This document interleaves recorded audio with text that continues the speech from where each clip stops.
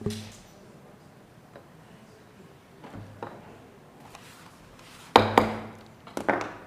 we're going to call the meeting to order.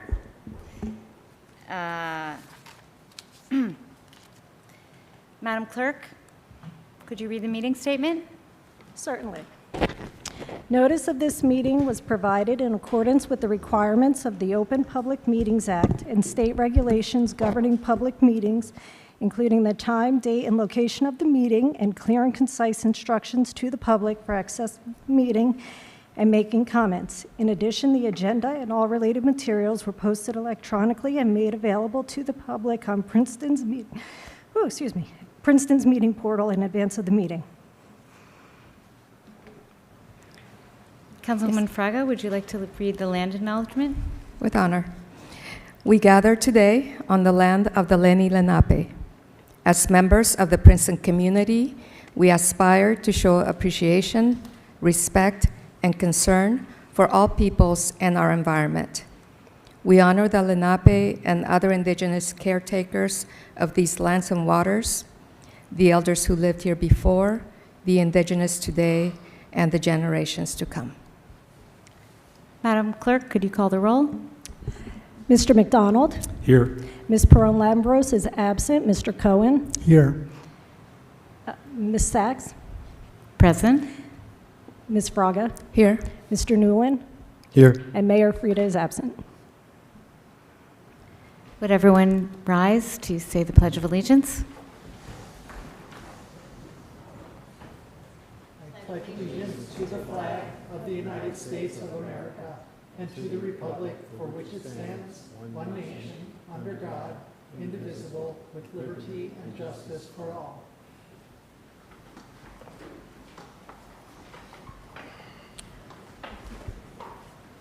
Next on the agenda is announcements and reports. Do any council members have announcements or reports? Councilman Cohen? Yeah, I think I've mentioned this before, but our Adopt a Drain program has just gone live last Thursday at the Community Night Out. And I want to encourage everybody to sign up to Adopt a Drain. It's an important thing you can do both to help the municipality meet its municipal storm sewer permit requirements, but also to preserve the water quality of our surface waters in New Jersey. So if you go to the municipal website, www.princetonnj.gov, it's right on the landing page under the initiatives, and I encourage you all to take it on.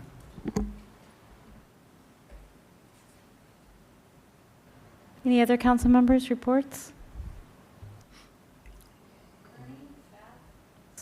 Bernie, staff, any reports? Nope. Okay. Okay, next on the agenda is the proclamation in honor of Karine Slicker-Moda's retirement. I believe Councilman Cohen and Councilman Cohen is going to read the resolution. Thank you, David. A proclamation honoring Karine Slicker-Monda on the occasion of her retirement. Whereas the municipality of Princeton is proud to recognize Karine Slicker-Monda, Deputy Court Administrator of the Municipal Courts, for her dedication to public service on the occasion of her retirement. And whereas Karine began her career with the former Township of Princeton, April 12, 1995, in the role of Deputy Court Administrator under Carolyn Sapio.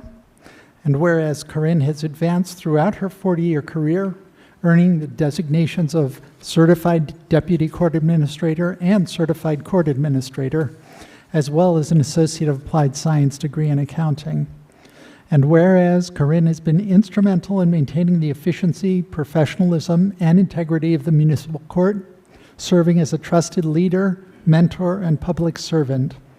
And whereas Karine's retirement from the municipality of Princeton will be effective September 1st, 2025. And whereas Karine has dedicated over 33 years to serving the municipality of Princeton. And whereas Karine Slicker-Monda has served the community of Princeton with pride and upon the occasion of her retirement is deserving of recognition and the highest commendation. Now, therefore, be it resolved, I, David Cohen, on behalf of Mark Frieda, Mayor of Princeton, and the Council of Princeton, County of Mercer, State of New Jersey, extend the municipality's humble expression of appreciation and sincerest congratulations to Corinne Sliker-Monda. We offer our best wishes for a long, happy, and healthy retirement.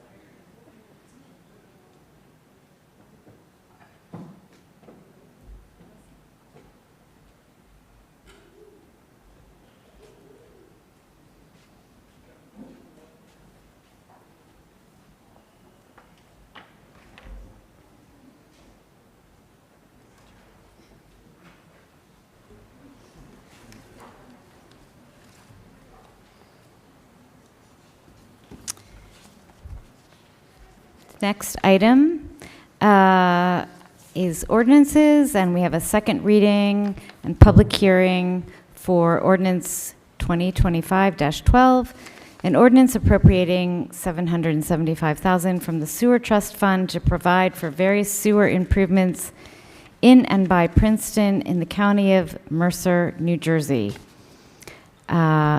Motion to open the public hearing for ordinance 2025-12. Councilman Cohen, second. Councilman Newland. Do we have any comments or questions on this ordinance?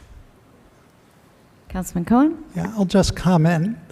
This is not another ordinance to spend more money. This is actually an ordinance to use our trust fund instead of borrowing money to do the work that's identified in the ordinance. So I just wanted to make sure everybody knew that. Any other comments or questions? Are there any wishing to speak in the room or on Zoom on this ordinance? Just want to add that as plebeian as sewer concerns seem, they are pretty critical, because if the sewer doesn't work, it's a big problem. Okay, so hearing none, I'm going to close that portion of the meeting. Could I ask for a motion to adopt ordinance number 2025-12? Brian? Second, David. Clerk, could you call the roll? Mr. McDonald? Yes. Mr. Cohen? Yes. Ms. Fraga? Yes. Mr. Newland? Yes. Thank you. Motion adopted. Okay, the second ordinance tonight is ordinance 2025-13, an ordinance by the municipality of Princeton designating no turn on red intersections and amending Chapter 19 of the Code of the Borough of Princeton, New Jersey, 1974. Is there a motion to open the public hearing? Councilwoman Fraga, second. Councilman Cohen. Um, Okay. Do any council members have comments or questions on this ordinance? Councilman Cohen? Yeah, first, I want to mention that there were two minor typos which have been corrected. And I'm moving, or I will move, the adoption of the amended ordinance. They had to do with the intersection of Franklin and Harrison and how the streets were identified in terms of the turning movement. So that's one comment. And then more broadly, I just wanted to emphasize that these no turn on red implementations are basically for two reasons. One is in places where we've added or are adding bike lanes, it's actually a requirement to try to reduce. It's a requirement where there's a bike box, and in general helps improve safety to avoid conflicts between bicycles and turning motor vehicles. There are also a number of locations where we've already had signs saying no right turn on red, but we never actually adopted an ordinance formalizing that. So it's a bit of bookkeeping in that regard. So this is not meant to cover the entire town and every single intersection that might benefit from a no turn on red rule. It's specifically targeted at those specific cases. Councilman Newland? Thank you. Thank you.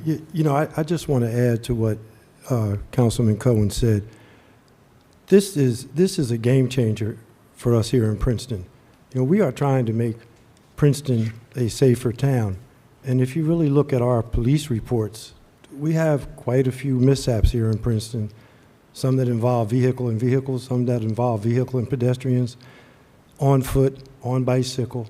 And we have just got to slow it down all around town here in Princeton.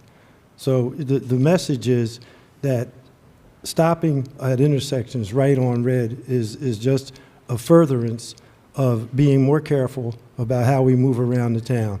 We're growing, we are getting a little bit more dense, and we have to be just a little bit more careful. So if you're within the sound of my voice, please help us, help everyone here in Princeton. This is about Vision Zero. It's about saving lives and protecting our people in all facets of life. So bear with us, and slowing down ain't a bad thing. You may have to leave a few minutes earlier, but help us out with this. Thank you. Anyone else? I just want to clarify that when I voted no in the introduction last time, it was because I was not familiar with this, and I don't like to vote on behalf of things that I'm not familiar with. I've subsequently become familiar with what is being proposed here, and I do believe that the what our engineering staff have proposed is essential for bike and pedestrian safety. So I am now a yes. Or I will be a yes, except I'm not voting tonight.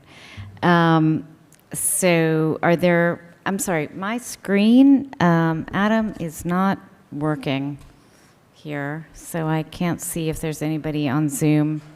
Nobody's raised their hand. Nobody on Zoom?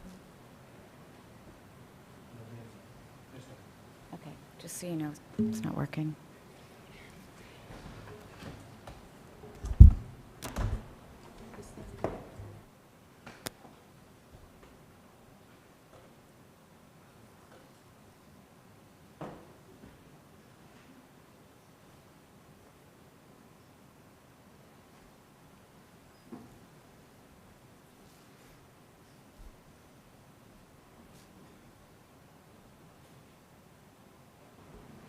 Okay.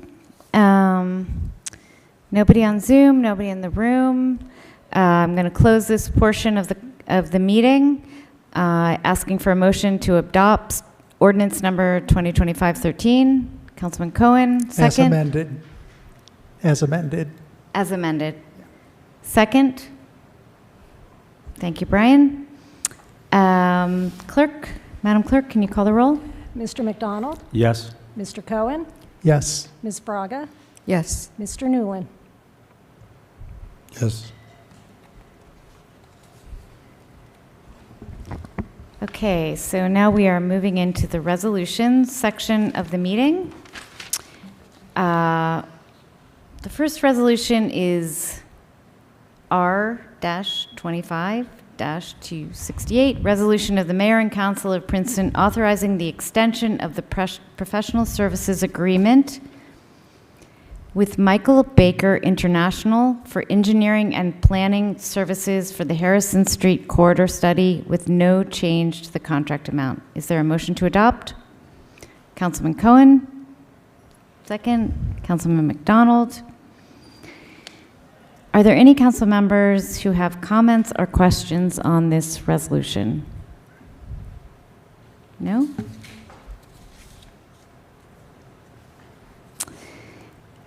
All in favor? Please say aye. Aye. Aye. Okay, resolution passed.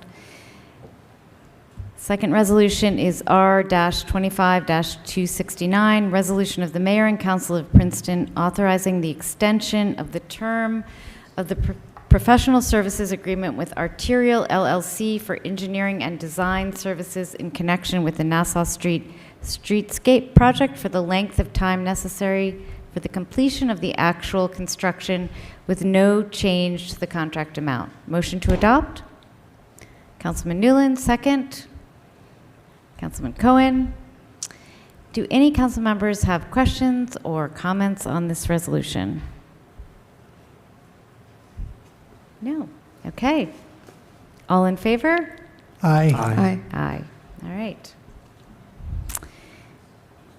Third resolution, R-25-270, resolution of the Mayor and Council of Princeton authorizing the extension of the professional services agreement with Johnson, Mirmaran and Thompson, Inc. for documentation of maintenance holes in flood hazard areas for the length of time necessary for the completion of the actual construction with no change to the contract amount. Motion to adopt?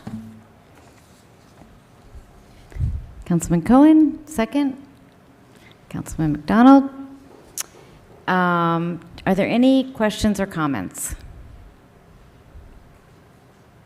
No? All in favor? Aye. Aye. Aye. Okay. Resolution number 4, R-25-271, resolution of the Mayor and Council of Princeton authorizing an increase of $81,200 to the not-to-exceed amount for the professional services agreement with Greenman Pedersen, Inc. for engineering services for the Grover Avenue culvert replacement project for a new not-to-exceed amount of $211,137. Motion to adopt? Councilman Cohen? Second. Councilman Newland. Do any council members have any questions or comments? Councilman Cohen?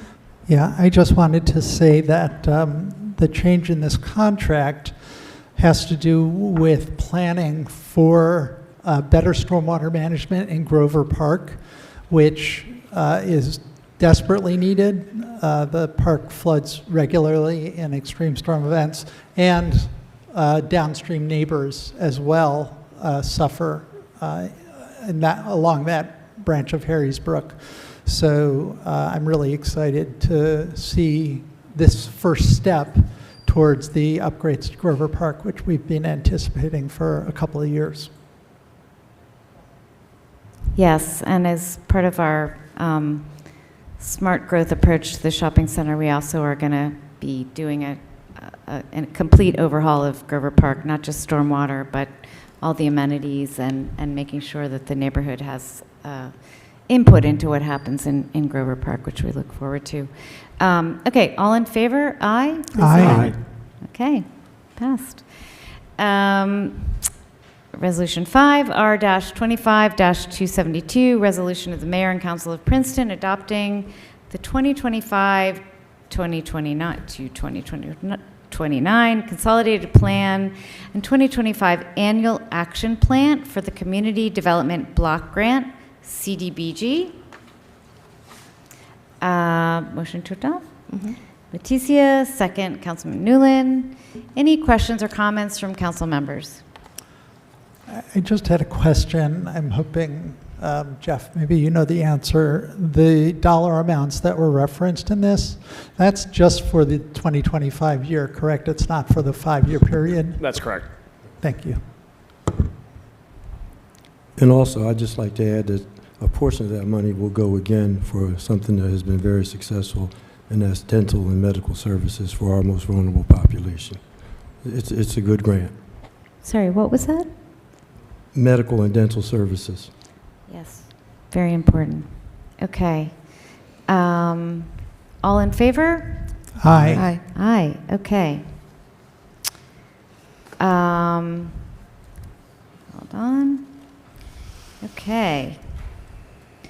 Resolution 6, Resolution R-25-273, Resolution of the Mayor and Council of Princeton authorizing the award of a contract to ANA Painting Corp. for the painting at 400 Witherspoon Street for $169,397.72, utilizing Bergen County Cooperative Contract Purchasing System bid contract number 25-40.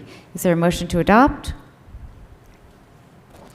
Councilman McDonald, thank you. Second? Councilman Newland?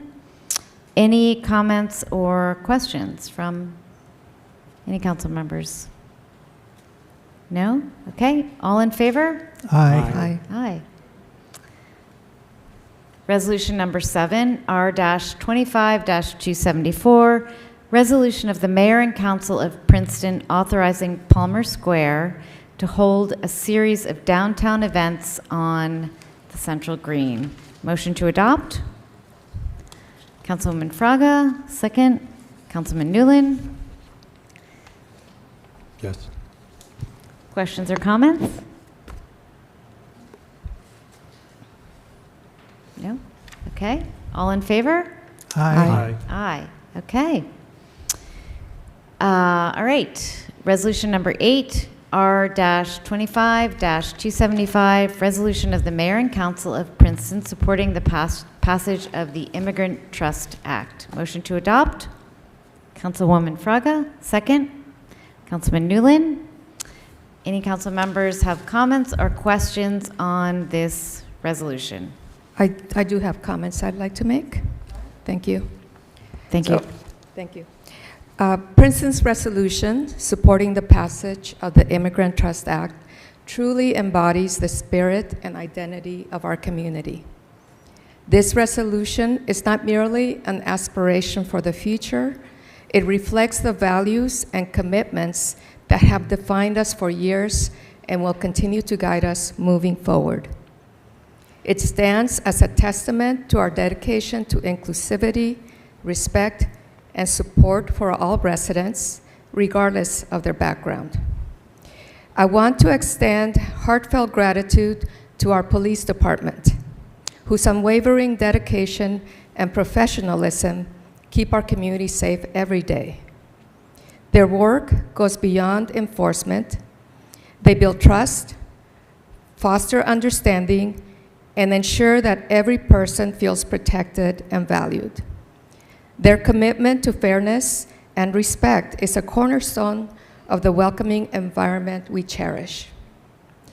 Equally deserving of recognition are the staff members across our human services and health departments. These teams provide essential wraparound services that address the diverse needs of every member of our community. From healthcare and mental health, support to housing assistance and social services, their comprehensive efforts ensure that no one is left behind.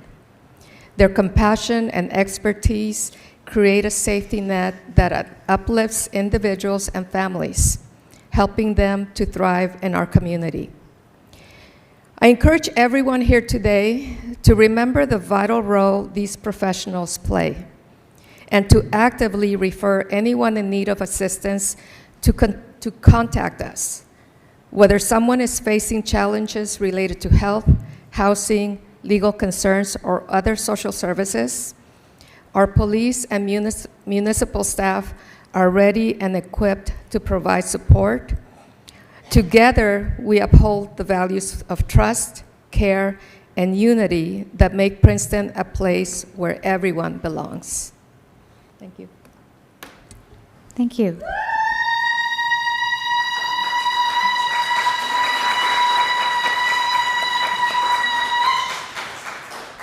When we organize, we win. When we organize, we win. Unity is power. Unity is power. Unity is power. Unity is power.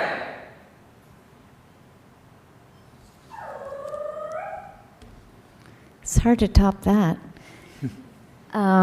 Any other council members? Councilman Newland. Thank you, Madam President. And let me just say that the statement I'm going to deliver is with love and humility. And I hope that all here will take it in the same way that it's given. Tonight, we vote to pass the Immigration Trust Act resolution.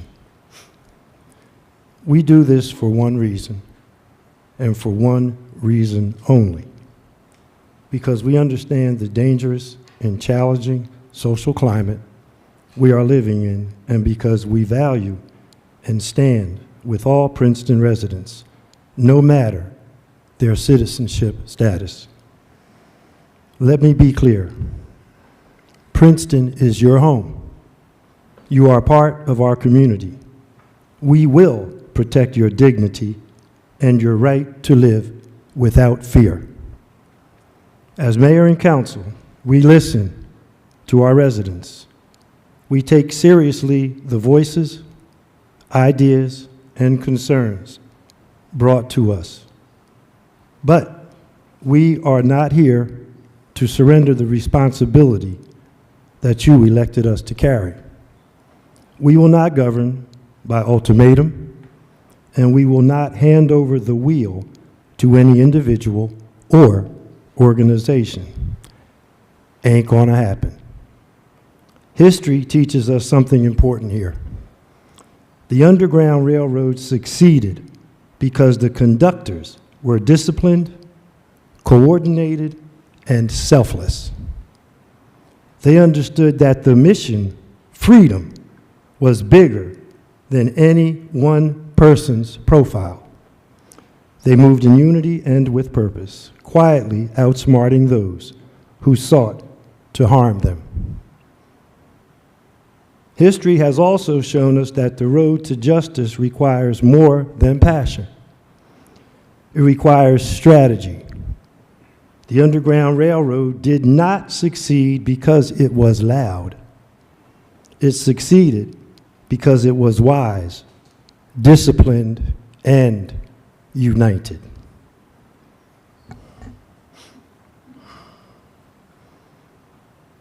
It was a network of people who placed the cause above the spotlight, who understood that sometimes progress moves forward most effectively and most safely when it is pursued with care, discretion, and solidarity. We live in a time that demands the same kind of wisdom. It is not enough to be loud. We must be smart. It's not enough to be visible. We must be effective. The work of protecting people in this climate is not about who can grab the microphone. It's about the work we do collectively and being our brothers and our sisters' keeper. So yes, we will pass this resolution, but understand it is not a banner for one group or individual to wave.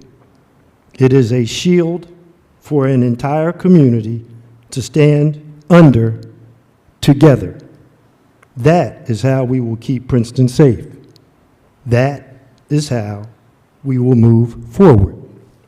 And that is how, when history looks back, it will see that we chose unity over ego, strategy over spectacle, and freedom over fear. Thank you, Madam President. Thank you, Councilman Newland. Anyone else? Comments? Okay. First comments, would anyone in the audience like to speak? And please give your name and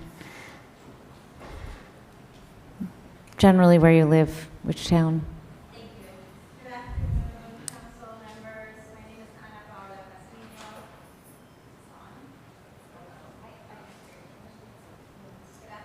Can you hear me now? Better? Says on.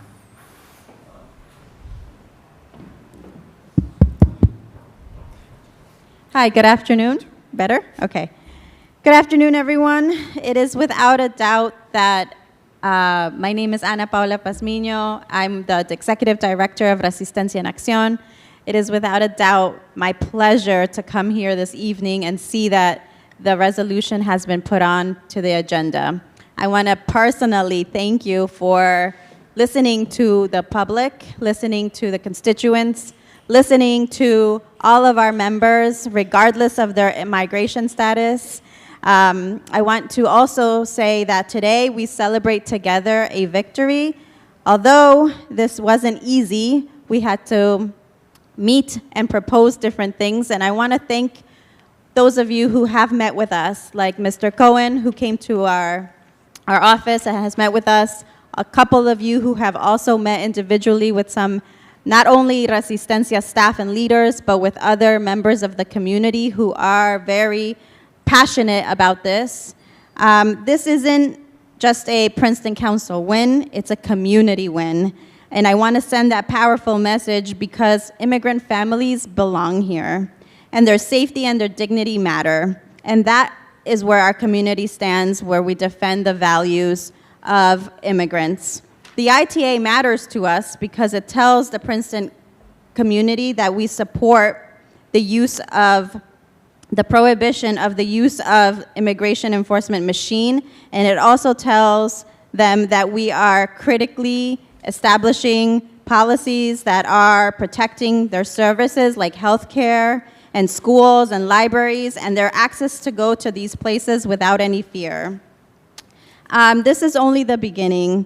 The resolution may articulate intent, but our community also needs some tangible protections, some real accountability. We have processed emails and have access to you that we also need a safety plan to alert when ICE is in town. We also are with a GoFundMe for the families who were detained in that raid, 16 families, about 13 of them who are in contact with us, and we're still fundraising because just because they have been deported doesn't mean that they are out of our communities. Many of them were waiters, were part of our co-working spaces, were part of our neighbors, and now we need to also help so that they can start their new lives. We urge the council to not stop taking action now. This is a time where I think, I have said this many times, we need to work collectively. We will continue to approach and say what we think we need as constituents, what we think we need as immigrants, and let's build on this hard-fought victory to truly protect all families of our community. Thank you so much.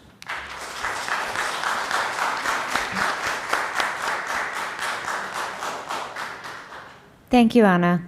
Next. Good evening, Council. My name is David Schrager. I am Vice President of Resistencia en Acción, New Jersey. I live in Hamilton, New Jersey, but we are based in Princeton, walking distance from here, in fact. I want to thank you from the bottom of my heart for what you passed tonight. It's a very important step, I believe.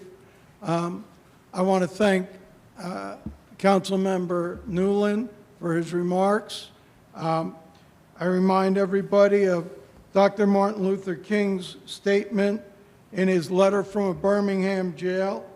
We are caught in an inescapable network of mutuality, tied in a single garment of destiny. Whatever affects one directly affects all indirectly. It is also in the economic interest of Princeton to do what it can to protect immigrants. Princeton has wonderful ethnic restaurants, rivaled in New Jersey probably only by the cities of New Brunswick and Hoboken. How would these establishments even exist without immigrants? So I'm very thankful that you've passed this. We believe that we will be victorious in the end. We believe that we will. In the end, we believe we will win because we have no other choice. That's right. This is a question of survival. So we thank you for joining us on the right side of history. Thank you.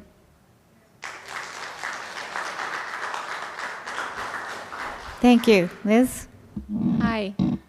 Is this on? Can you hear this? Okay. Hi, my name is Liz Cohen. I live in Princeton.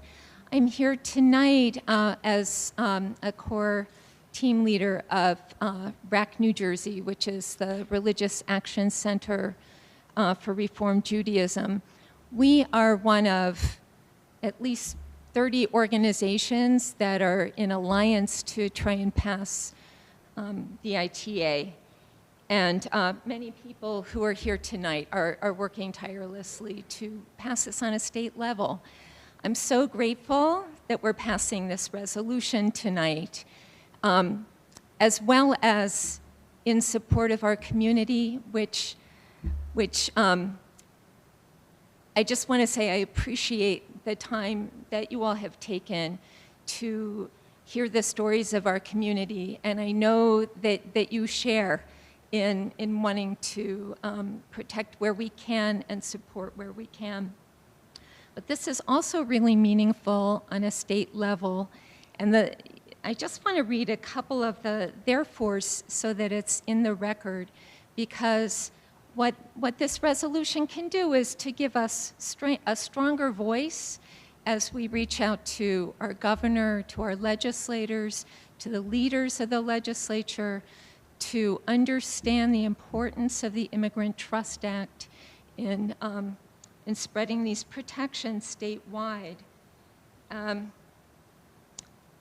mayor and council hereby call upon the state legislature to pass the ITA with all deliberate speed. Call on Princeton representatives in the New Jersey State Assembly and Senate to co-sponsor and vote affirmatively for the ITA. The mayor and council hereby call on the governor to sign the ITA into law.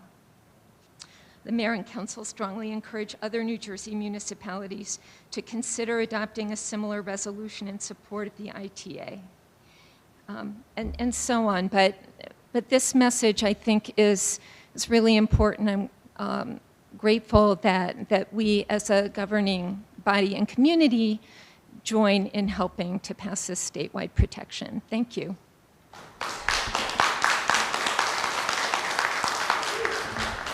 I just want to say a special thanks to Liz Cohen for her support on behalf of this resolution and her advocacy at the state and local level. Thank you, Liz.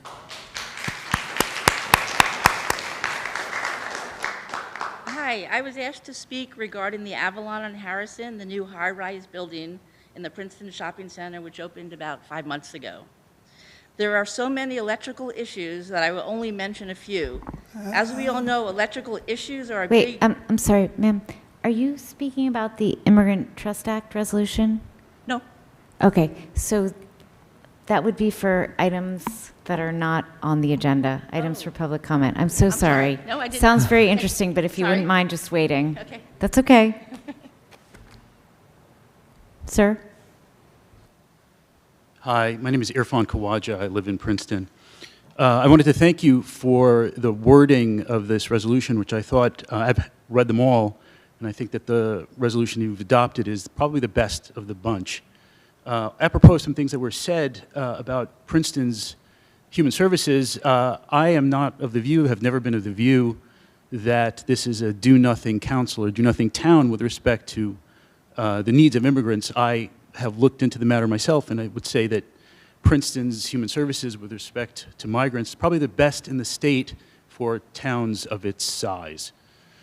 That said, I want to put a question on the record. Don't want to sound a bum note, but I do think the question needs to be asked and has not really been adequately asked or answered. So it's unclear to me what the council and what the borough thinks should happen when ICE makes a raid in this town. So it is unclear, for instance, whether there is anyone in the borough to call in real time when such a raid takes place, if they will respond in real time, and if they respond, what they will do. By contrast, in the case of Resistencia and Acción, these questions have very clear answers. So there is a phone line you can call, there is a rapid response team. They will come as soon as they can. You know that they will come as soon as they can. They have a very clear protocol, and they take action. There is a desperate need for such a service, and I put the question to the council whether it has either something comparable or some intention of integrating its services with Resistencia's rapid response team or not. So I just leave that as an open issue without making an affirmative statement either way, except to say that I do think that the question urgently needs an answer. And just to underscore the real urgency here, I don't think it needs to be belabored that ICE operates by its own rules. So the question has arisen about our interference in federal operations. But it seems to me that the more urgent issue is their interference in our operations. That's the protection or the shield that's needed. And if it's not to be supplied in some formalized way by the council, it will have to be supplied in an informal way by us. So I raise the question because of the urgency of the issue. This is a disaster in the making. This could lead to a catastrophic result, and to avert that, we need some kind of plan or set of procedures in advance to know what to do when it happens, as it will. Thank you.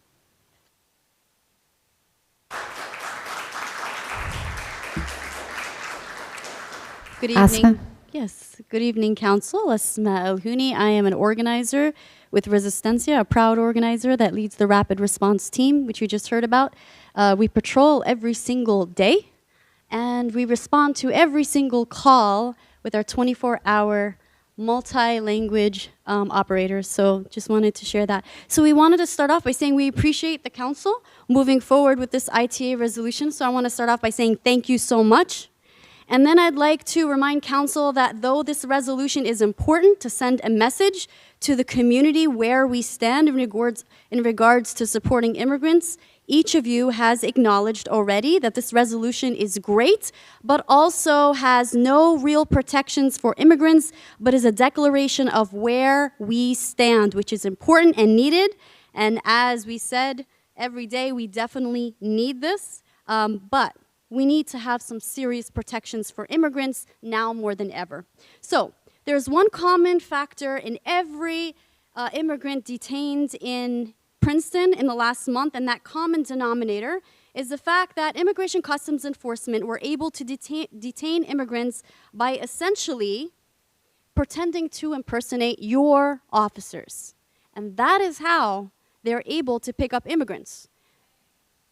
So we want to know, what are you going to do about it? And we're asking you again to sit with us so we can think through a plan. Also, we wanted to set the record straight. On July 23rd, someone was indeed abducted, regardless of the fact that the city did call Immigration Customs Enforcement, and they said they did not pick anybody up. What we know is that we are in touch with the family, and in fact, the person detained is currently in Delaney as we speak, and he has no criminal record. So whether it was bounty hunters or Immigration Customs Enforcement, somebody came and picked up an immigrant and handed them to Immigration Customs Enforcement. So I ask you, knowing this fact and having claimed you would like to support immigrant communities, what are you going to do about this? Thank you for the resolution, but we need to continue to work together to think of a plan for our community. So we must absolutely work together in good faith, and if you are truly honest about wanting to protect the community, it only makes sense that you sit and work together. I know last time we came and we yelled, but there was a lot of emotions. If you can imagine, we are facing these families face to face. I'm sorry I came here. I screamed because a lot of us are holding a lot. And so we need to work together. So we're asking you today, first, a thank you. And now we want to ask you to sit with us to think of a community action plan. Thank you.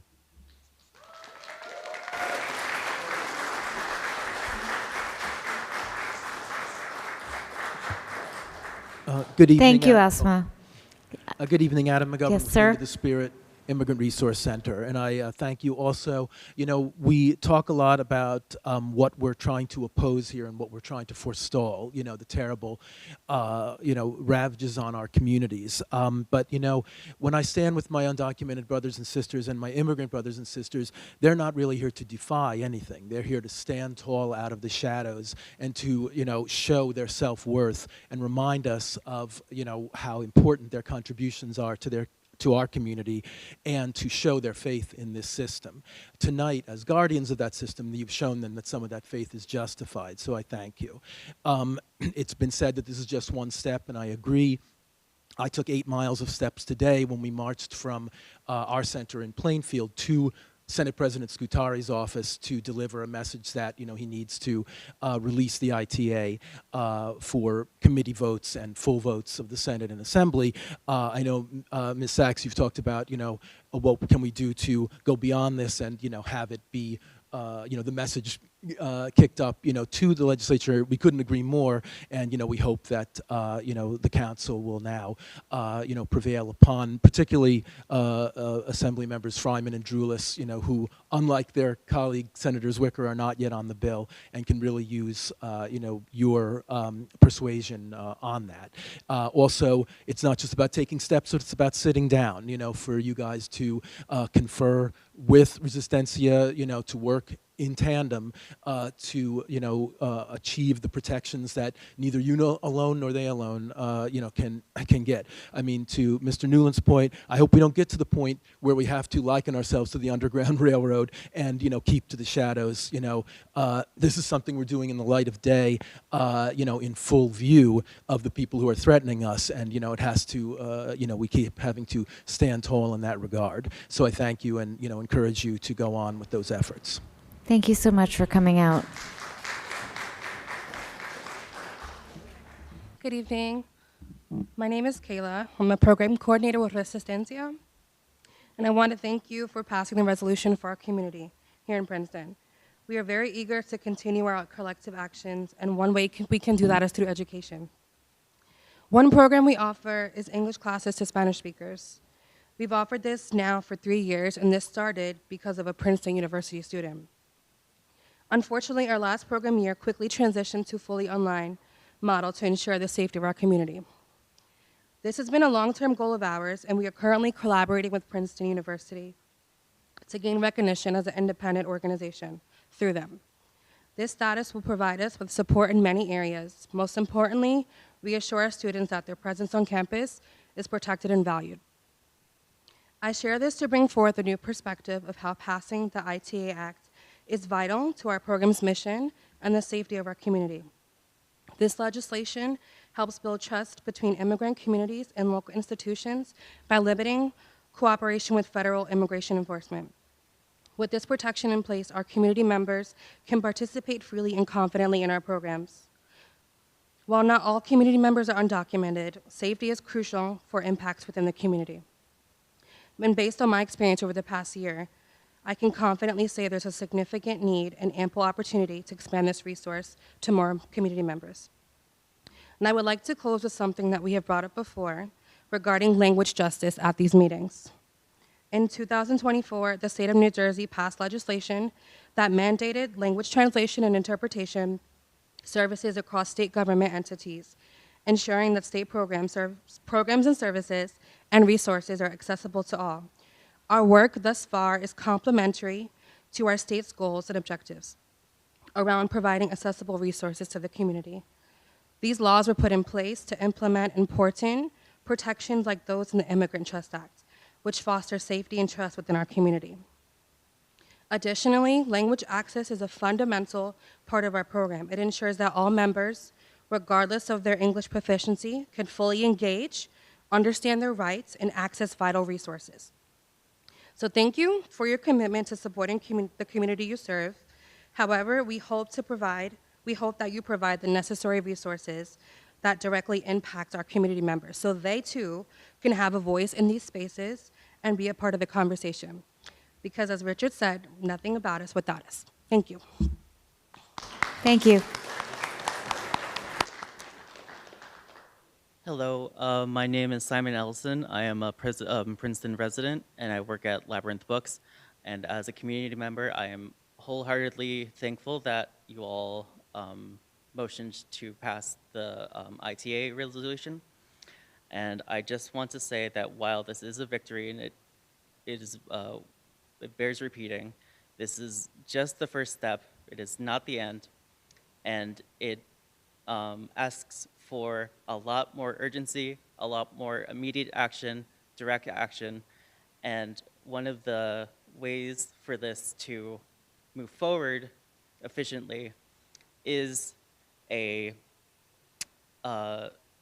good faith, direct partnership with El Resistencia.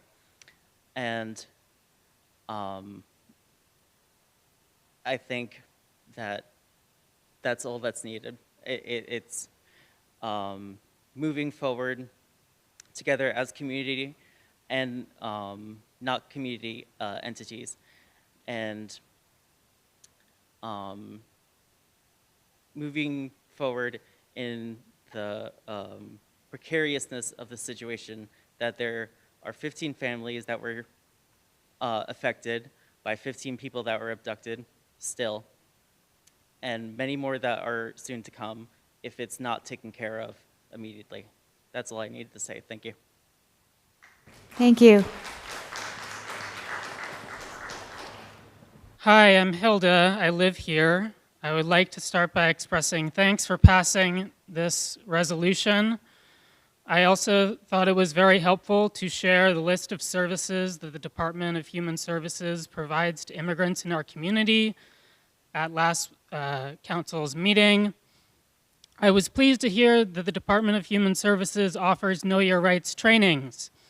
I found this confusing, however, in light of the reluctance I perceive to incorporate the community rapid response model into our town's emergency response plan. Know Your Rights training is the foundation of the rapid response model. Every Know Your Rights training I have attended has ended with a call to action. They are attended by community members of all immigration statuses who want to defend themselves, but these events are also frequently the first point of contact between documented citizens eager to learn more about immigrants' rights issues and local organizations that serve their community, like Resistencia. When people leave a Know Your Rights training reassured, it is not because the information in the training completely prepares them to prevent an unlawful arrest. It is because they have made connections with members of their community and know that they will not face ICE alone. They now have phone numbers to call in an emergency. I am concerned that if the Department of Human Services does not have an answer of who immigrants should call in an emergency as part of its Know Your Rights trainings, those trainings will not be effective. They will be lectures, not trainings. Despite my concerns, I am confident that if Council comes to understand the efficacy and legality of rapid response work, we can develop an emergency response plan that protects our community members through every available lawful means. But I would feel more certain if it was clear that Council themselves understood what their rights are. If you have attended the training, please speak to what this call to action is. Who should they call?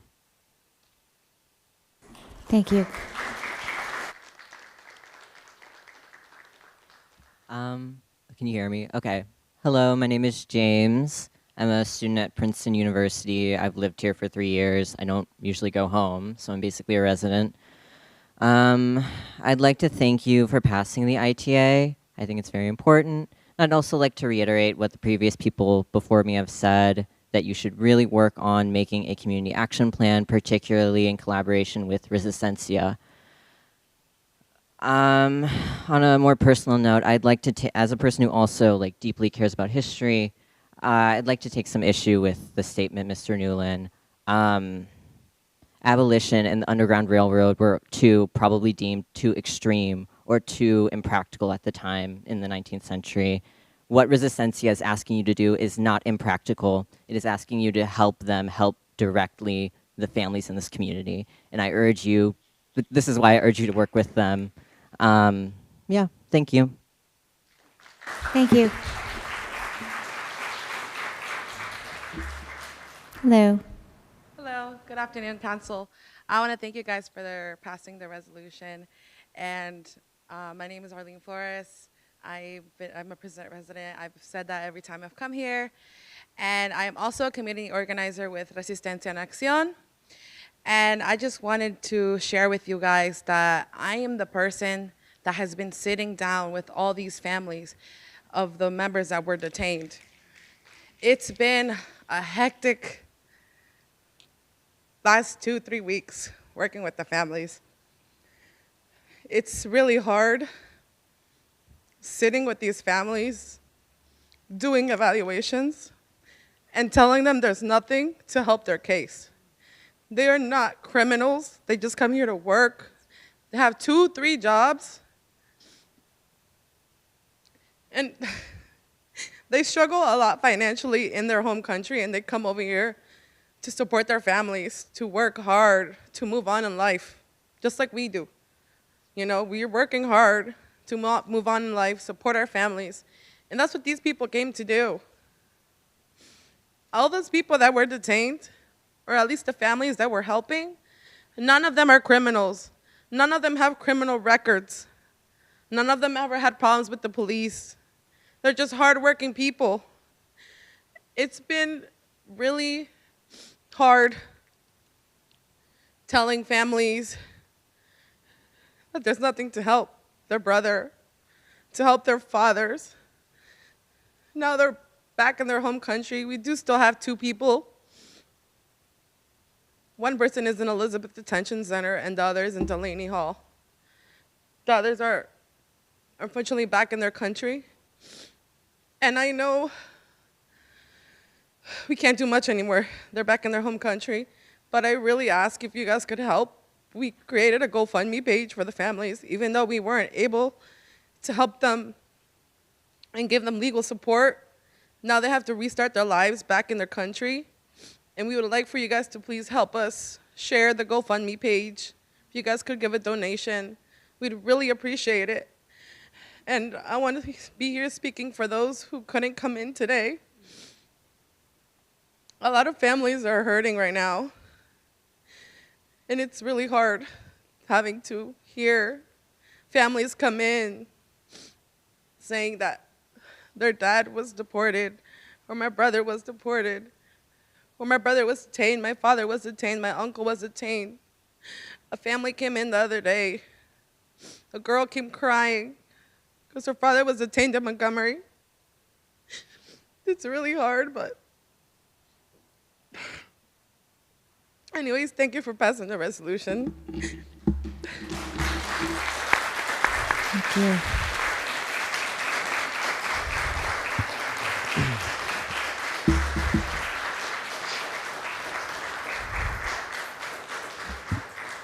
All right. First, let me take a moment to recognize and celebrate an important victory, the passage of the ITA resolution. This is more than just a policy win. It's a milestone for our community. It's proof that our voices come together, real change is possible. This resolution stands as a testament to the power of collective action and to the council members who chose to listen. We recognize that the council has a responsibility to engage with a range of stakeholders. That's understood and respected. But it's equally important to ensure that no voices, especially those immigrant families, and grassroots community members are silenced or sidelined. When only institutional or well-connected voices are prioritized, it sends a clear message. The community perspectives aren't valued as essential. We've been consistent in our call for a community action safety plan. We raised it in every single meeting. If protecting immigrant communities is truly a shared goal, then sitting down with us, Resistencia, is just not appropriate, it's necessary. So today we thank the council for passing the ITA resolution. It's a meaningful first step in protecting immigrants. And now we ask, will the council commit to sitting with Resistencia, not as a courtesy, but as a vital step in creating a real, inclusive community safety plan? And just to clarify of what my colleague Asma mentioned about the rapid response, I also helped lead in it. And community members are being terrified and being misled by these unmarked vehicles. It's the red and blue lights. In reality, a lot of our community members don't know the difference, specifically if the car is completely unmarked. So we have been receiving a lot of calls, and it causes a lot of more stress and a lot of more fear in the children and a lot of members in the community. So I just wanted to celebrate this victory because I feel like we definitely need to keep moving forward together to protect others from dissension and injustice. Thank you so much. Thank you. Good evening, Council. My name's Reverend Eric Cussman from St. Bartholomew's. You might remember me from last time. But this is what democracy looks like. You. People that actually can have the humility to listen to their constituents instead of being that dictatorship that we're seeing coming down in Washington right now. Right? If you just saw, they're militarizing Washington, D.C. because the people don't agree with the person in the main office.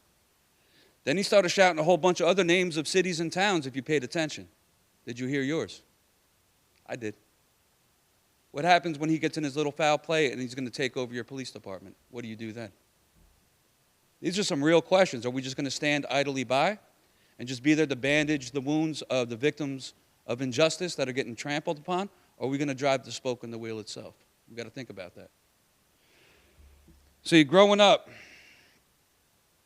I was taught to ask, being a Christian, you probably heard it if you grew up in Christian schools and stuff, WWJD, what would Jesus do? Right? I know you're familiar with that. It got a little cliche and commercialized, and I understand, but it's still the right question.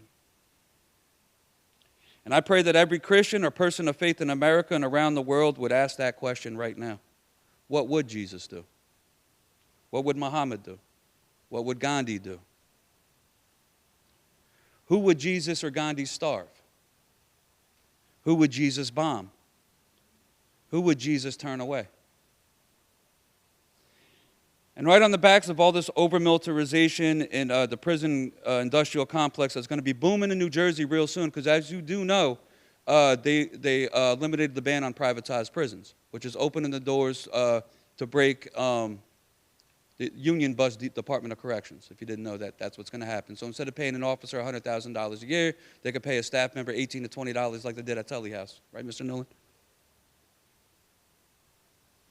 So I want to say, let Gaza live, stop starving children, end the siege, stop the raids, abolish ICE and have compassion, feed the hungry, care for the sick, welcome the stranger, because that's what Jesus would do. Thank you.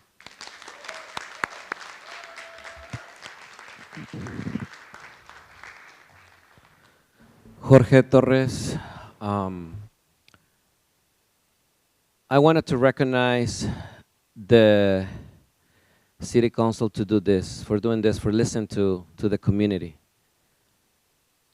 Sometimes we have to do what we are here to do, and it depends on us where sides of the history we wanted to be in. I didn't prepare anything tonight, but I wanted to also making this very, very clear. This is what community looks like, and only the people will save the people. I think this is a great step to move forward. We need to think about what are we doing next. I know it's another fundraising there, that we didn't even know about it. I wanted to know how can we work together. I think it's a need, urgent need of a community action plan.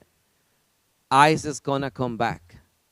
And if you are really for the people, we need to think about how are we gonna do and put our egos down.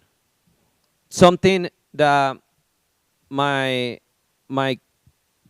friend was mentioning today about working with the families, I spoke with one of them, and what they told me is I might not be there anymore, but I don't know if I'm gonna be back soon or not. But I wanted to recognize that Resistencia is willing to sit, to listen, and to work together. And hopefully we can make this a better and welcoming city, like you all said. Thank you so much. Thank you. Thank you, Jorge. Sir? Mi nombre es Elido Pérez Hernández. Soy de Guatemala. My name is Elido Pérez Hernández. I'm from Guatemala. Quiero darles las gracias por aprobar esta ley. I wanted to thank for pass this resolution. Lamentablemente yo soy un jornalero acá en Princeton. I am a day laborer here in Princeton. Y nosotros como jornaleros somos los más afectados.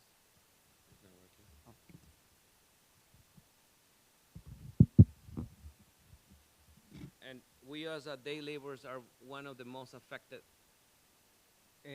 Nosotros también somos afectados como robo de salario, abuso laboral en nuestro trabajo. Besides ICE, we are also affected with wage theft, for example. Y muchos de mis compañeros que fueron arrestados cuando llevaron a 16 personas son familiares míos. And some of my family members were arrested when ICE raid here in Princeton. Unos apenas tenían 6 meses, otros 2 meses, y lamentablemente el sueño de ellos se terminó acá. Some of them just have like 3 months, 6 months, and unluckily, their dreams never gonna come true. Y ahorita les pido de todo corazón que tengamos un plan todos en la hora que migración venga para que nos apoyen a todos. And I'm asking you from the bottom of my heart to have a plan when ICE show up so we can work together. Gracias. Thank you. Thank you.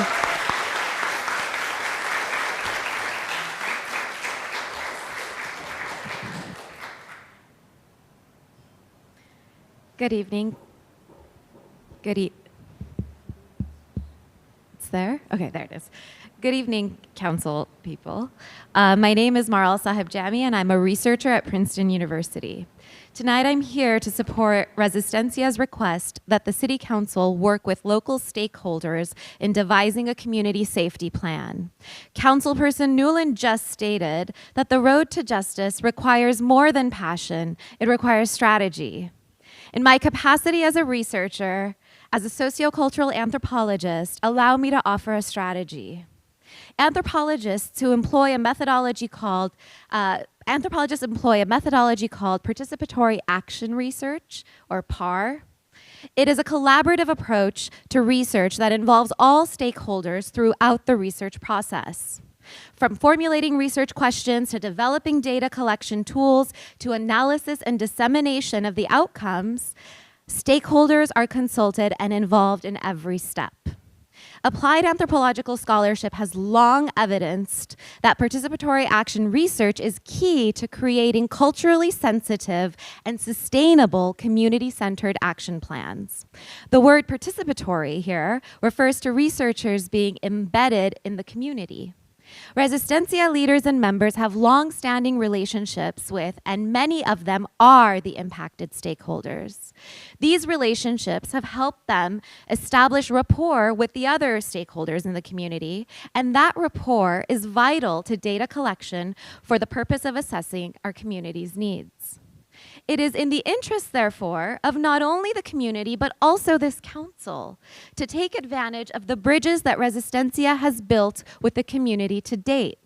I also want to note here that collaborating with Resistencia does not by any means preclude the council's ability to collaborate with other groups or organizations. In my mind, the more community members we can protect, the better. And I don't think the council disagrees with that because, of course, the mission is bigger than one person's profile. Quote.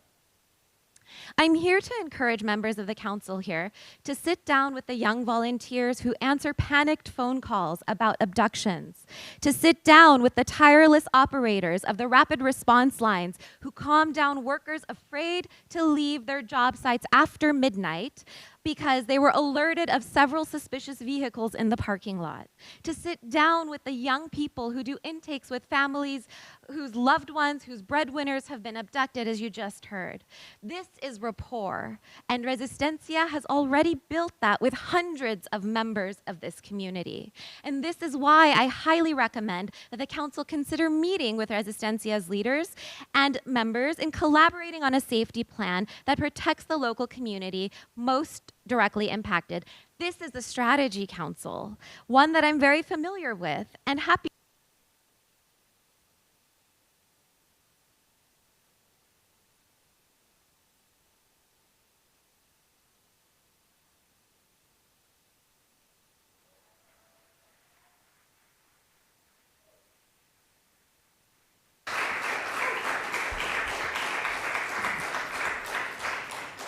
Thank you. Sir? Good evening, Council.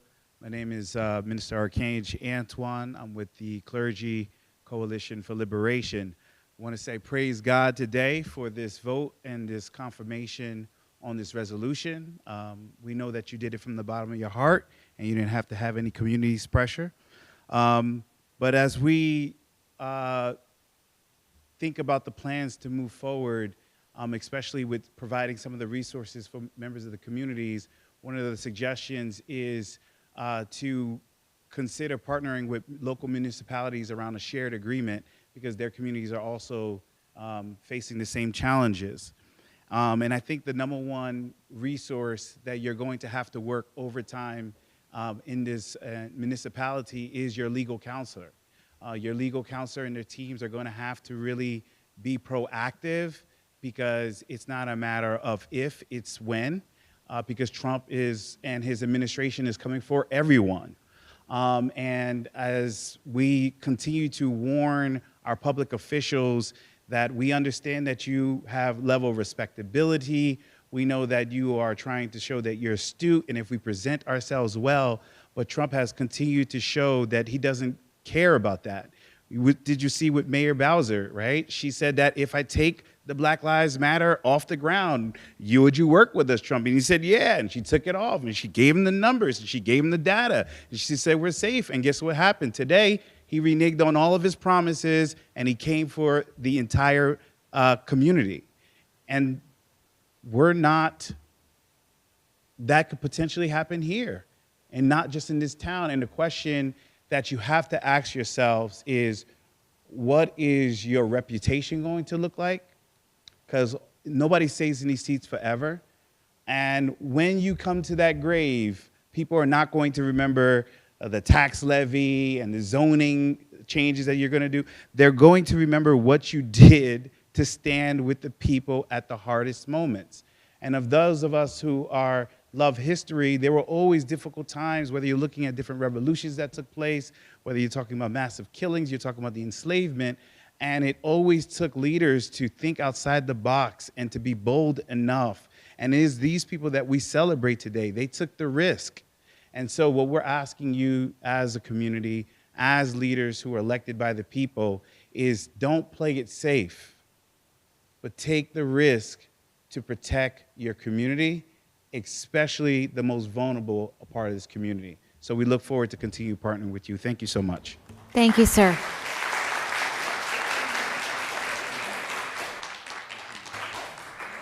Good evening. My name is Faranaz Shamim.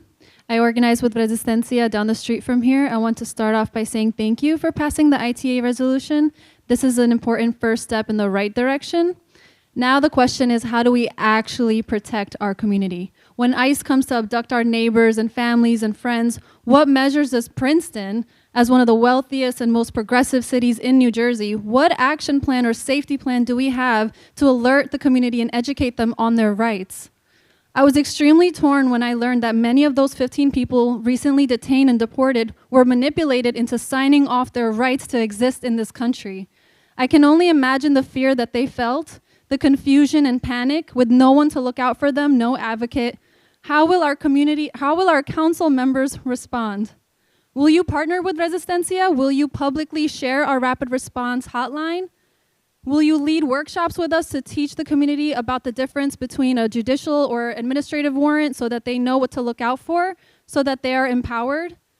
I am part of the rapid response team. There are many of us who volunteer our time and energy to patrol the neighborhoods. When we even confront ICE agents to show them that there are many of us who care, who see what they're doing to our people and are willing to show up. So what are you willing to do about it? These are your salaries. This is like your job, you know? We do this in our volunteer time. Will you help us fundraise for the families who are struggling to figure out how to survive after losing the breadwinners in their home? And they were just trying to work and feed their family. They didn't even have a criminal background. And to you, Mr. Leighton Nevlin, you say that being passionate and loud isn't enough, but clearly we had to keep coming in here. We had to keep filling up the room over and over. We had to push this resolution to expedite this process because you were telling us we're going to get to it, just not now. And that's not an answer we were willing to accept. So that's why we really get to celebrate this moment. Please respect our rage. It comes from a place of sacred collective unity and solidarity. This is not the time nor the place to tone police. We are trying to just deal with such terrifying realities when our people are being disappeared. Can you imagine that happening to your people? Are you gonna sit here and be calm and collected? And no, you're gonna be full of rage. You're gonna cry. So please understand why we're responding this way instead of being upset that we're taking up so much space and making so much noise. Please hear our cries, hear our rage, and understand that ultimately, we really just want to work with you guys. We keep coming out here, we keep introducing ourselves, we keep saying Resistencia, Resistencia. Like, you guys have heard it so many times. When will you trust us? When will you work with us? Because we have so much proof that we're working with these people that are directly impacted. What more do you need to see from us to know that we're doing the real deal? We really are. We're putting our hearts on the line. We're putting all our efforts into this. There's so many people affected, as you can see. What more will it take for you to care? Thank you. Thank you.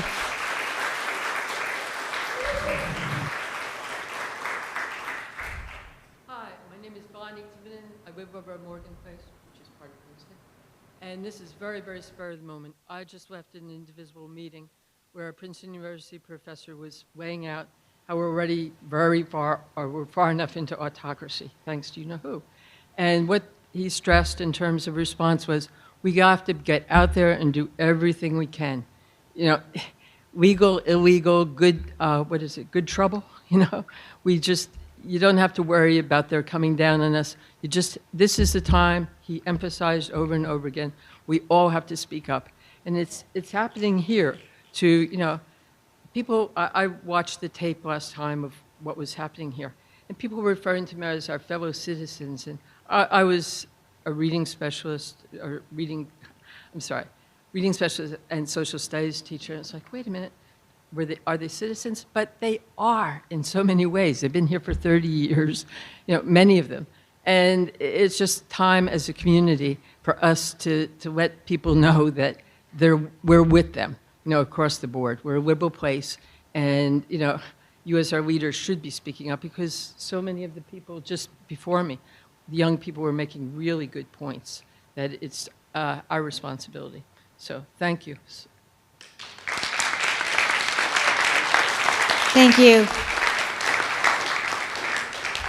Kim? Hi, my name is Kim Dorman. I live in town. Do I need to give my address? I just want to thank you all for passing this resolution.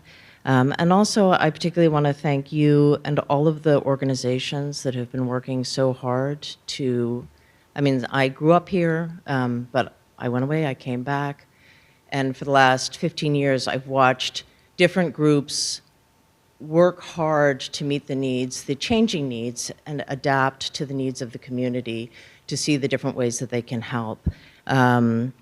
I think it's important to note that different organizations have different strengths, different ways of doing things, and different communities connect with them because of that. I appreciate all the hours that you have put in. I know that people say you're getting paid. You really, I've seen what you get paid. It's not a salary per se.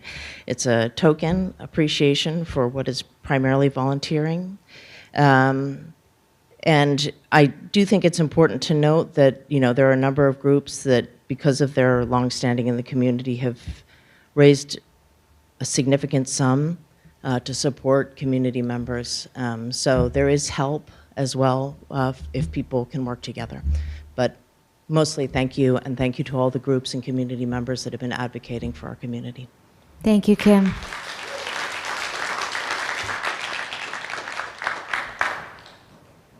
Anyone else in the audience want to share? Okay, so I'm going to move to Zoom now. Okay, so we have someone on Zoom. John?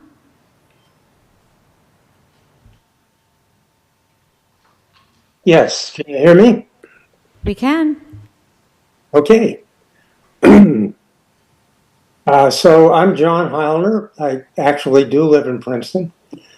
I'm very glad to see that Princeton will pass a resolution in support of the Immigrant Trust Act. I've also learned a lot more about Resistencia. I've been a strong advocate of immigrant rights since the year 2000, when I began coaching soccer in Trenton. I served on the Princeton Human Services Commission for 12 years, where with Ms. Fraga, we started an immigration subcommittee. I've served on the boards of the Latin American Legal Defense and Education Fund, and currently on the board of Solidaridad Central Jersey, where we assist asylum seekers. But I'm here to speak for myself, not for any of those organizations. For at least the last 15 years, the town of Princeton has made every effort to welcome and support immigrants, including low-wage people. Many of these efforts are enumerated in the resolution, so I won't repeat them. I would, however, emphasize the police directive that was issued way back in 2014 that mandates that our police will in no way assist ICE. Our Human Services Department has 3 Spanish-speaking employees. They are tireless in their support, distributing Know Your Rights info door to door, ensuring social services are available, directing people to food, health, and other resources. A very successful wage theft resolution process with the help of Human Services has been in place for at least 10 years. Many cases have been resolved this way in favor of the person who was denied their correct wages. And this very week, they're distributing backpacks and school supplies, most to the recipients of children of immigrants.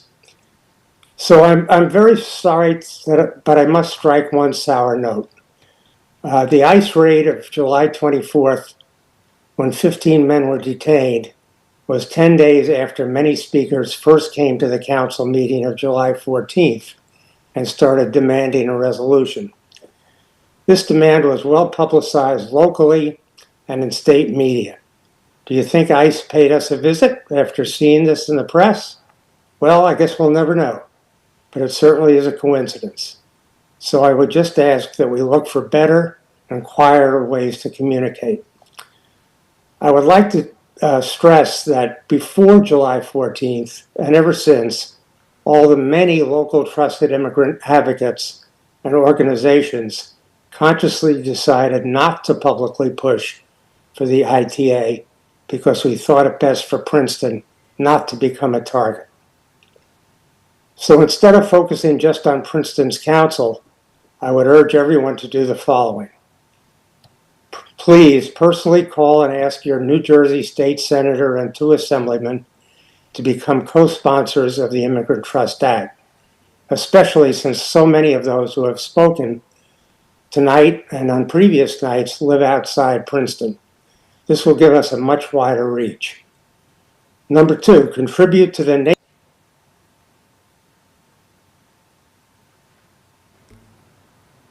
Sorry, Adam, did you cut off John? Lucia, at the 3-minute mark? Okay, I'm sorry. Next person? Hi, hello, can you hear me? Yep, we can hear you. Okay. Hello, council members. My name is Lucia, and I'm an undergraduate at Princeton University. I want to echo what everyone has already said, thanking you for passing the ITA resolution. I don't need to tell you all the reasons why this resolution is important. Instead, I'd like to touch on what has been mentioned by countless speakers, the need to sit down with Resistencia en Acción to create a community safety plan. I know some council members have emphasized that they are here to listen, but not to give up their role as elected officials. That is not what people are asking the council to do. In fact, I know that you all have collaborated admirably with other immigrant support organizations like LawDef and Solidaridad in the past. At the last CARES meeting, Councilwoman Fraga spoke about the existing precedent of working with community organizations after Trump was first elected in 2016.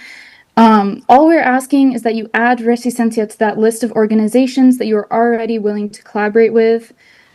I greatly appreciate, and I know that everyone else at the meeting today appreciates the work that is done with organizations like Solidaridad and LawDef.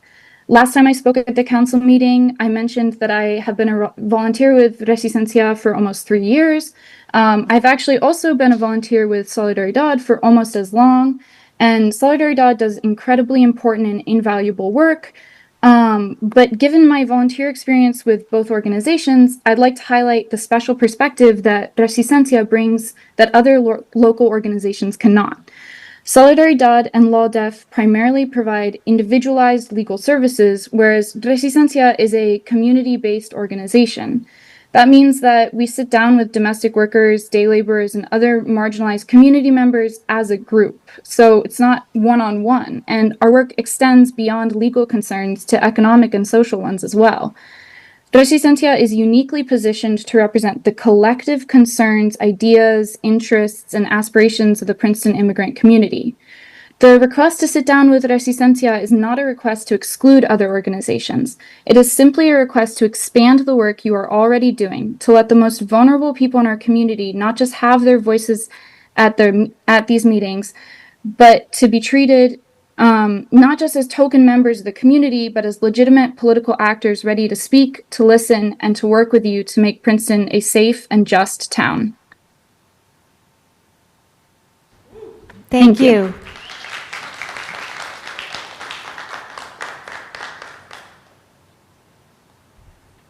Anyone else on Zoom? Okay. Adam, Juliana, I think, wants to come in. Hello, can everyone hear me? Yep.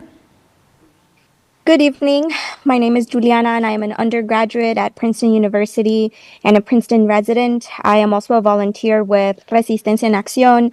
I've worked with the families of the detainees and I also answer calls of suspected ICE activity as an operator for a rapid response hotline. And first, I wanted to take some time to thank all the members of the council present and not present for passing the ITA resolution. I think it's important to give a thank to everyone for all the effort that has been put in. I hope that moving forward, we both see this resolution as a first step to working with Resistencia en Acción in the same way that council has already began to work with other groups in Princeton. The resolution means a lot to families and the rest of our community as you signal to us that you're standing in solidarity with us and that you will be there for us and support us along the way. I would also like to take some time to touch on a point that was brought up last time and that a lot of other of my friends and colleagues have already touched upon, but the question being, how do we move forward after this resolution? And as Council Member Leighton Newland has mentioned, having one group take over the wheel and drive on their own is obviously not the answer. We want to work together. So at Resistencia, we want to work with you. We want to work with other groups because a collaborative governance ensures that diverse perspectives are brought to the table and that these perspectives are included when making decisions. So my hope is that moving forward, and I've said this over and over again at all of the council meetings that I've been at for the last 2 months almost, that we can all come together and develop a community action plan where the vast resources from the Department of Human Services and our proximity at Resistencia to the community can work in tandem as one rather than individual resources. When we come together, that is much powerful. So our consistent engagement at Resistencia with the community is a tool for firsthand insight, and our connection to a vulnerable community, is crucial. So it would be a shame if you chose to ignore this valuable insight. Once again, just thank you all. I hope that moving forward, we do not have to keep asking for a seat at the table, and that we can all come together as organizers, advocates, students, and local representatives from the many corners at Princeton. The community action plan should just be a step to working together, another first with Resistencia, but it shouldn't be the last. There are many other opportunities that will come along the way, and I hope that you continue to work with us and the other groups at Princeton. Thank you. Thank you.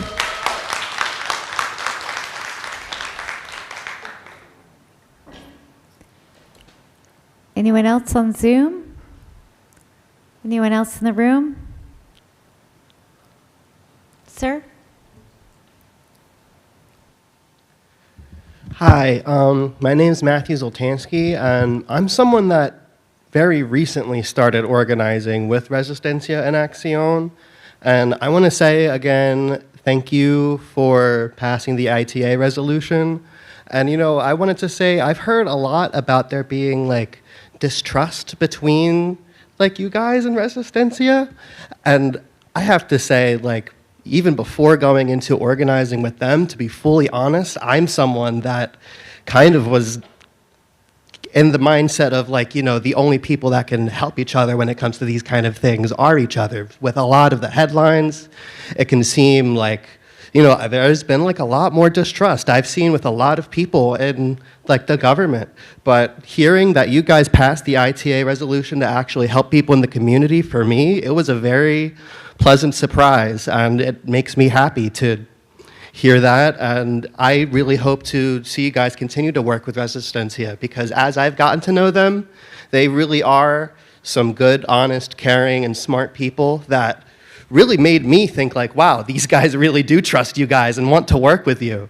Like, so I hope you're really not getting that wrong idea from them, because it really is like the community is coming together and wants to work with you guys, and I hope to see it happen, continue to happen. Thank you. Thank you. Thank you for coming out. Sir, I just want to say that normally we don't take comment in the room after comment on Zoom, but I just want to make sure that everyone who took the time to come out tonight has the chance to express themselves. So, I appreciate that as well. Thank you, of course. Sir, did you want to add something? Hola. Sí. Yes. Hola, muy buenas noches. Hoy sí voy a decir mi nombre. Good afternoon, or good evening. My name is Juan Regalado. Juan Regalado. En este momento, pues, me vine inmediatamente hacia acá porque me dieron la noticia que fue aprobada la Carta de Dignidad para Princeton. So I came right away after listening online that you had passed the resolution for Princeton. Dejé de tener un problema familiar para venirme para acá porque para mí esto es muy importante. I came, although I had problems, something from family-wise, but I came because this is very important to me. Solo quiero que sepan que este es el comienzo de un gran inicio de equipo de trabajo con ustedes juntos. I just want you to know that this is just the beginning of a great team that we're going to form to work together. Hoy no ganamos nosotros, ganamos todos juntos que estamos acá. Today it's not only us winning, it's all of us together here. Quiero que se sientan orgullosos de lo que hicieron hoy ustedes como principales de aquí de Princeton. I want you to feel proud of what you've done today. You guys are the main ones here. Marcaron historia. You have made history. Thank you so much. Gracias. Thank you. Thank you so much.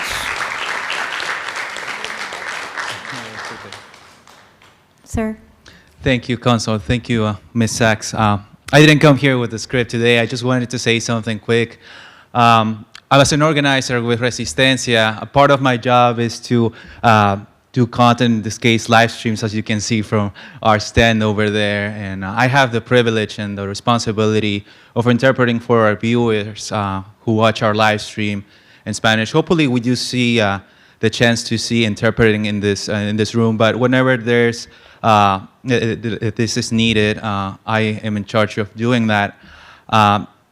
And I just wanted to say that the way we build trust with this community is through things like that, communicating effectively with our fellow community members and our neighbors. We do this every day, and that's how they trust us, and that's how we're able to work with them.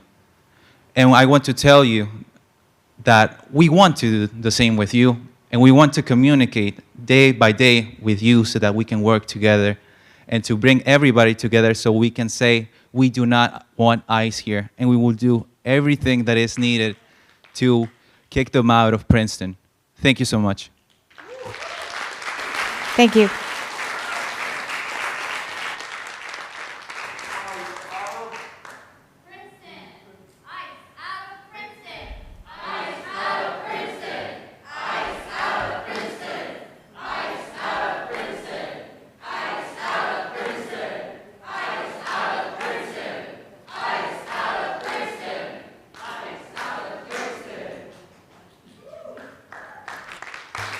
Okay. All right, that was a great way to end public comment.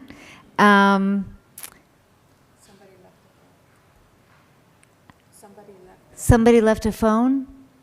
Sorry, It's a phone? It's a phone. Anybody left a phone? Okay, well, if anyone left a phone, there's an unclaimed phone in the lobby there. Okay, I have a few things I wanted to say, but I want to, yes, absolutely. So, I will be Councilwoman very Fraga brief. and anyone else want to respond? Thank you. And I intend to be very brief. I just want to emphasize again that our Princeton, our police department works tirelessly to keep our community safe. And our Human Services Department provides vital support to those in need. And for anyone that is sincerely committed to helping our immigrant community, it's important that whatever information we're putting out, that is accurate and that it is essential that that anything that is not accurate and verified spreads messages that create panic in our community. So telling people not to trust our police officers or to avoid human services, please, it's okay. You know, the thing is that we are here to help our community, and when we have heard, not just with our own ears, but when we see posts on social media telling people that ICE is in our community and to stay home. And there was an incident earlier this year where members of our community were being told that ICE was here, stay home. And when we verified that in fact it was not ICE, it was the Sheriff's Department serving a criminal warrant, and we relayed that information, the misinformation still continued. The Sheriff's Department was there to serve a criminal warrant, but yet that information was used to say that, and I have copies of the posts that were put up there that was, please, okay, this is not a back and forth.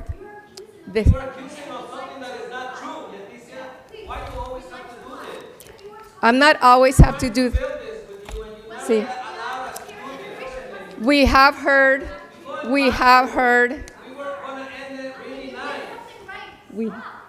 okay, I will just share it on social media if that's the way we do things.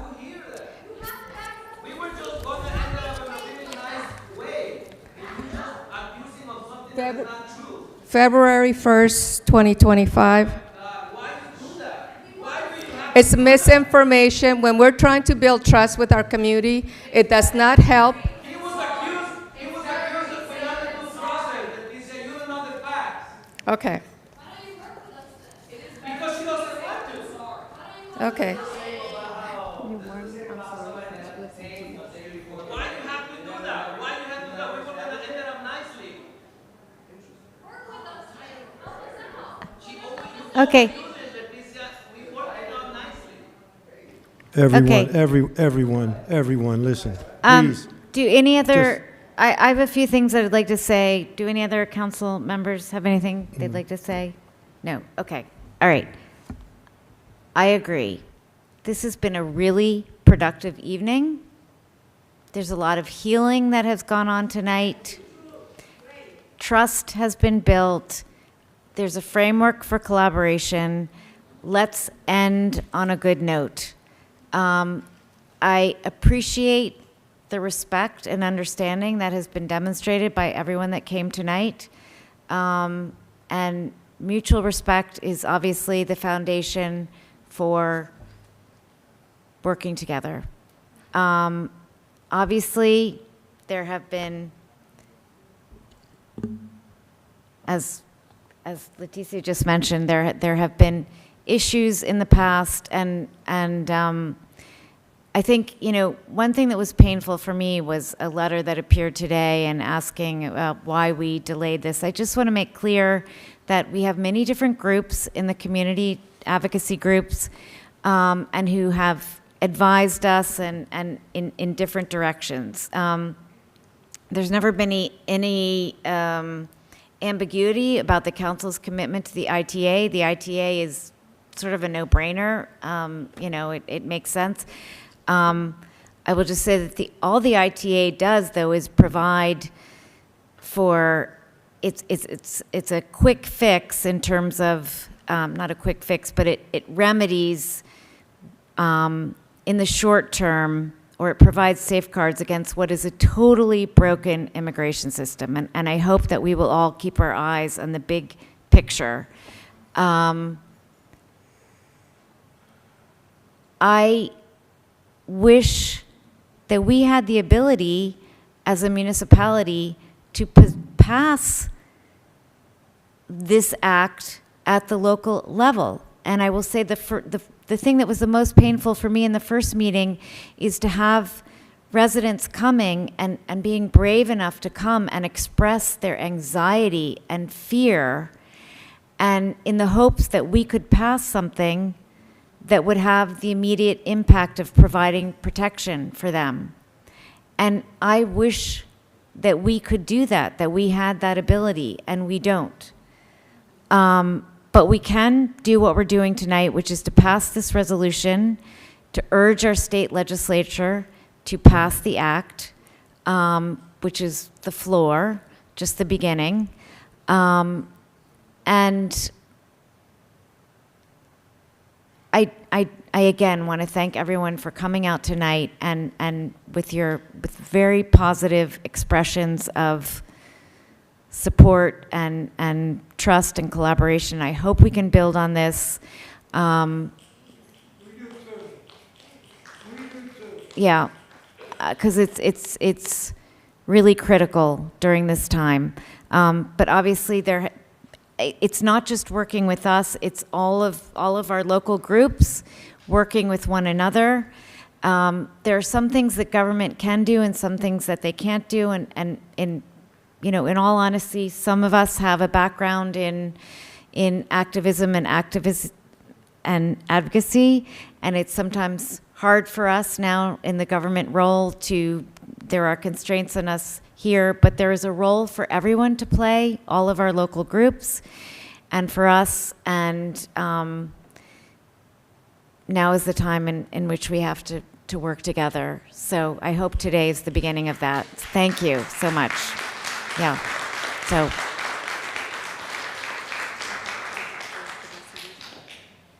so I think we have not actually yet adopted the resolution. So all in favor? Aye. Aye. Okay.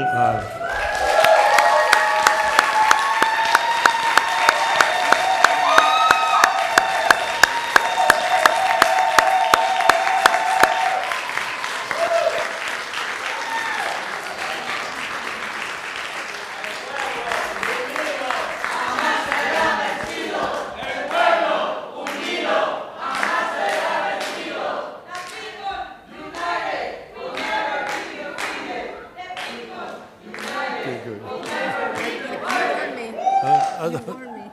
It's okay, though. Everything welded in as well.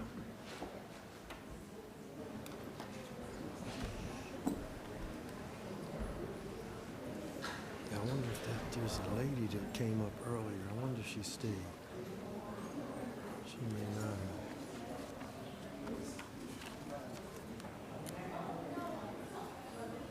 That lady that got up earlier. Okay, so, You know the lady that got up earlier and came in, but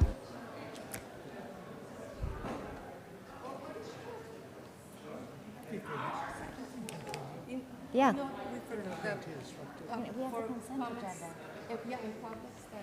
Yeah, it's next, it's next, yeah, it's next.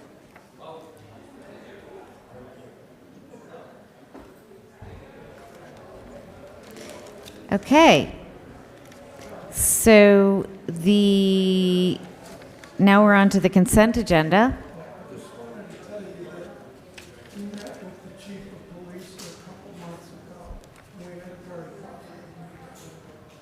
And I started out by thanking him because I am a retiree of the Department of Labor. And my office was contacted by a police detective, Annette, and Patrolman Narvaez. They're both retired. Navas, yes, uh-huh. And I told the police chief we were surprised by ICE coming into Princeton because it's been such a welcoming community.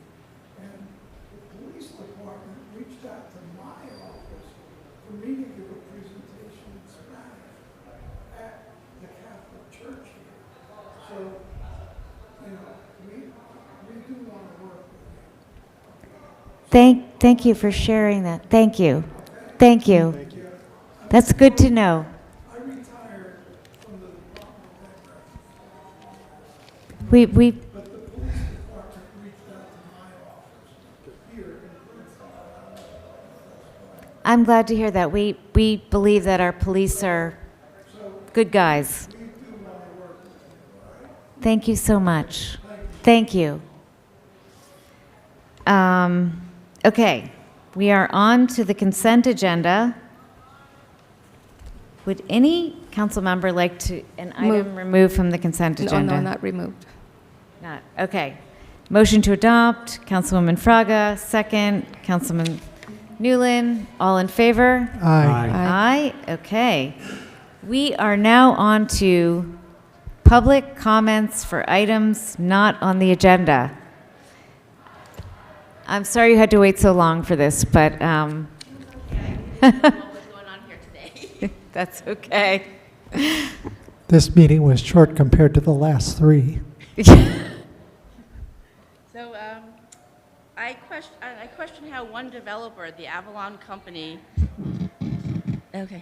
I question how one developer, the Avalon Company, has been approved to develop 3 high-rise residential buildings in Princeton, all within prime walkable locations. They're price fixing our town. Their buildings are inferior and dangerous. I question who is approving this corporate monopoly at the expense of what is beneficial for the citizens of Princeton. I was asked to speak regarding Avalon on Harrison, the new high-rise building in the Princeton Shopping Center, which opened 5 months ago. There are so many electrical issues that I will only mention a few. As we know, electrical issues are a big contributor to fires and to the extensive damage they cause, and of course to the loss of lives that come from those fires. The fire alarm has gone off at least 4 times that I'm aware of. They have all been electrical issues and malfunctions. One evening it actually went off around 4 a.m. in the morning, forcing the evacuation of the entire building. None of these have been the result of an actual fire. This summer, we have had numerous heat waves, which has made these electrical issues even worse.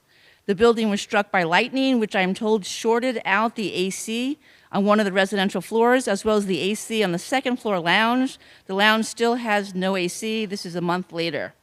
The pool was closed the past weekend also because of electrical issues. The front doors of the building don't lock for months. Electrically, the door will not close properly so that the electronic lock could activate. Many building doors sporadically don't open with the phone app that they enforce that you use.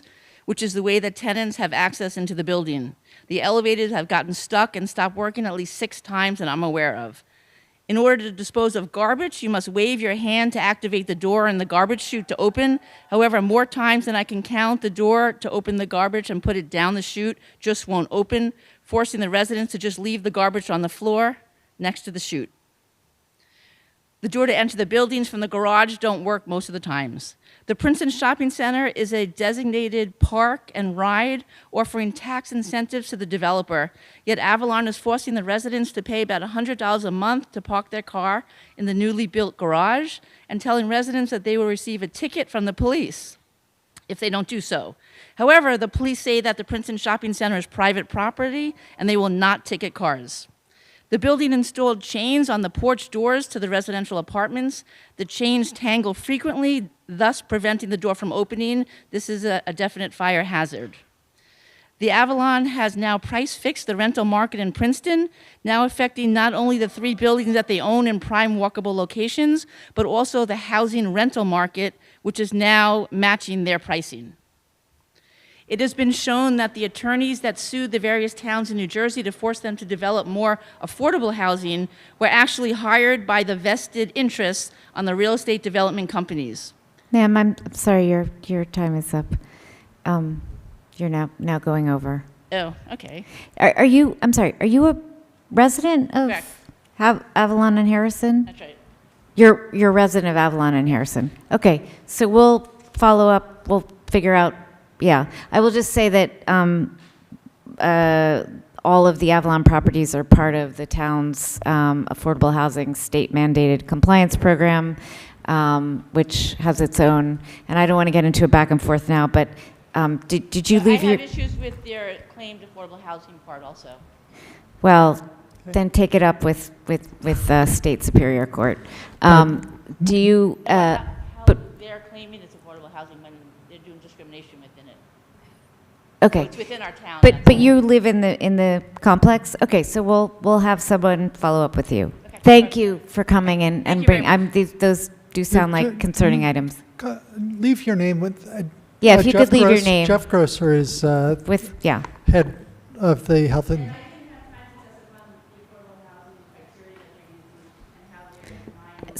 Yeah, so wait, fine, you can, well, we have to move on. Okay. Hi, excuse me, Madam President. Mindy, I want to have full disclosure here. I was leaving Rita's, I think it was yesterday or the day before, and Mindy was up on the 4th floor, sitting comfortably in her apartment in Avalon, and I took it upon myself to holler up and say, hey, how you like living here? And she said it's a love-hate relationship. And I told her, well, we have a meeting on Monday night. You should come talk to us about it. So thank you for coming. This person right here? Okay. All right. Thank you. I hope our housing inspection office will be able to help out with some of the things you're mentioning. I mean, we do have a regular regimen of inspecting rental housing in town, so. Do we have any other comments for items that are not on the agenda? Anyone here? No? Wow. All right. David? I move to adjourn. Motion to adjourn. Second? Brian did. Brian? Okay. All in favor? Aye. What if I dissent? All right. You're Thank you, overruled. everyone.